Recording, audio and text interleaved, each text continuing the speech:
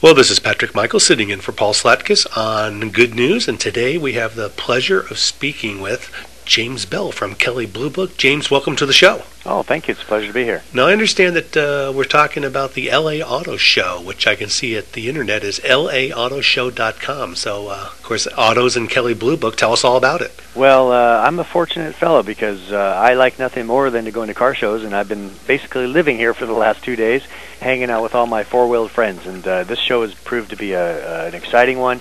LA is a real car-centric.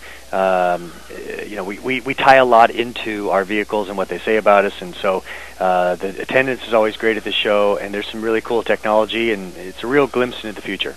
Well, I see that the show starts tomorrow on Friday, and it runs from 11 till 10 on Friday. Now, that's a long day. Oh, it is, and let me tell you, from coming to the show during the public days, it will be packed the entire time. It's actually quite scary how much free time people have sometimes. Well, James, we're over here looking at your Kelley Blue Book site, and I told you we're going to be looking at the green cars. I guess we're not going to be called it the Kelley Green Book, right? That would be too easy. No, we're famous for the blue color, so we're sticking with it. But tell us about the green cars at the show. Well, there's a couple of really interesting things. First off, you've got the Chevrolet Volt, which has made its kind of, I guess you say, production version debut. And they've also announced that in Southern California, it's going to be the first the state of California is going to be the first market that's going to have it available for sale. What's exciting about it is that it's a plug-in vehicle. So basically, you charge that thing overnight, you wake up the next day, and if you drive less than 40 miles, your engine will never turn on. It only turns on to recharge the battery. And so in theory, if you're like most Americans and you drive less than 40 miles a day, in fact, the national average is about 27, you might never go to the gas station again. So if that's not green, I don't know what is. Well, let me ask you this. Is that 40 miles or 40 minutes? Miles. Okay, good. Because Yeah. the LA traffic would be unsympathetic to that. I'd barely get out of my neighborhood. That's right. All right, but there's some other green cars there too, aren't there? Oh, absolutely. Well, one that you wouldn't expect to be green is the new Hyundai Sonata. This is a 2011 model, and what they've done with Hyundai is that they've really nailed down their reputation for quality and reliability and refinement. But now they're wrapping up in some sexy sheet metal. And where it is also green is that they are only putting 4-cylinder models out because with technology and new direct injection techniques and so forth, they're able to get the kind of horsepower that you need that you normally think you would get from a 6-cylinder engine, but you get the fuel efficiency of the 4-cylinder. And in the case of this new Hyundai, they're talking, probably better than 30 miles per gallon on average. So while it's not a hybrid yet, they've also announced that they're going to do a hybrid version. It's still very efficient, very green, even though it's just a standard internal combustion car. Let's talk about another kind of green. I mean, everybody who knows Kelley Blue Book knows that you guys set value for vehicles. Without getting into anything proprietary, is there any shift going on with the perceived or the remarkable value of green cars? Well, there was a big kind of thought that once fuel prices kind of came back around, that people would just run away from them. And yes, there was a dip in their sales at first, but that's also coming from the incredible high when prices were over $4 a gallon and everybody was just scrambling to make sure that they were taking care of themselves. But I think there's we at Kelley kind of see a new rationality coming into the car buying process, and that's where I think a lot of these green cars that are going to be for sale soon, as what we've seen here in LA, are going to be very successful. People are looking not just for a vehicle that'll do everything for me, but do it in a much more kind of rational way in regards to how much stuff you're really carrying around, how many times you really need that four-wheel drive system. Mm-hmm. We're going into a much nicer place when it comes to buying the car that's right for you as opposed to the one that just maybe turns you on. And don't forget, you've got new fuel economy standards coming from the government as well. By the year 2016, you're going to have a 35 mile per gallon corporate average fuel economy standard. So that's going to have a big impact on just the sort of vehicles that are even available for sale at the local dealerships. Now let's look out to those 5 or 10 years further out, James. If you're sitting looking at vehicle 1, which is maybe not as green, and vehicle 2, which is a little more green, we're still in the green vehicle world. Are those going to be carrying different Kelley Blue Book values?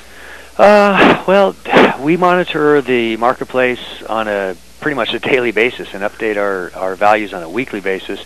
We're always looking at day supply, what sort of production schedules are people doing, general fuel prices. We're actually in the business now of predicting barrels of oil price going out a good amount of time. So, if there is another big fuel price scare, then I think the real ultra green vehicles are going to really get back into favor. Mm-hmm. But again, with this new CAFE standard coming, it's going to be pretty hard to see what's green and what's not. Everything's going to be green compared to what you maybe remember from the year 2005. Sure. Now, you're in L.A., which, of course, is called the biggest parking lot in the world. The question I have is, I was in Europe and in Australia over the last year, yeah, and I noticed that they have these little mini cars that actually park sideways.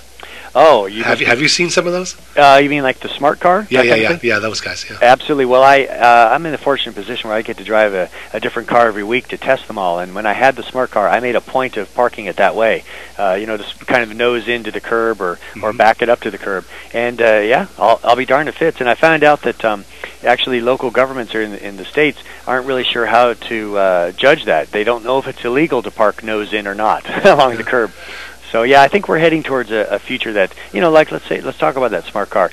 It's not for everybody. It's only 2 passengers, very little cargo room. But if you're the right kind of person for your commute and you don't get a lot of time with other people in the car, well, then that is the right car for you. So that's where that rationality is hopefully starting to come to roost. Wouldn't it be nice if people's car parks at their businesses actually had recharge stations, huh?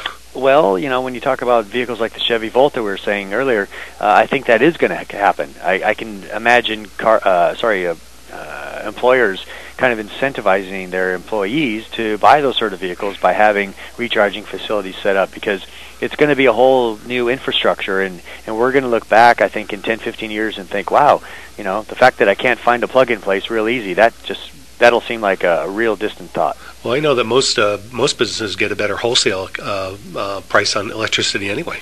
Oh, that's exactly right. And even if you recharge at the in your residence, General Motors is predicting to do a full charge will be about the same cost to you out of pocket as a visit to Starbucks. So that's okay too. Yeah, now don't get Starbucks doing the charging thing. I can see that, where you pull up, it would be like a drive-in. You get you charge up and you get your cappuccino, right? Let's be honest. I think we're onto something here. You and I need to go into business right away. We only have a few more minutes left, James. I appreciate you joining us from the show. But what's good news at the show? What do you think is the best news at the show? Well, I think the best news is that you get this future coming that really diversifies car choices. It's not one vehicle that just covers all the bases. It's something that, as an example, Volkswagen has a diesel hybrid available here with a 2-cylinder. Yes, you heard that right. 2-cylinder diesel engine mounted in a hybrid system. So, for the right kind of driving experiences and commutes, then that's going to be your best choice. Maybe a battery electric vehicle if you just have a very short drive, or a plug-in like the Volt, or maybe just a standard clean diesel if you have a exceptionally long drive, because in a highway that's where diesel really excels. So it's going to be a future where there will be great rationality, and you'll be able to really pick the car that's best for your needs. We've been speaking with James Bell from KBB.com. That's Kelley Blue Book at the LA Auto Show at LAAutoShow.com. It's going on this weekend in Los Angeles. And yes, it is the biggest parking lot in the world. So, James.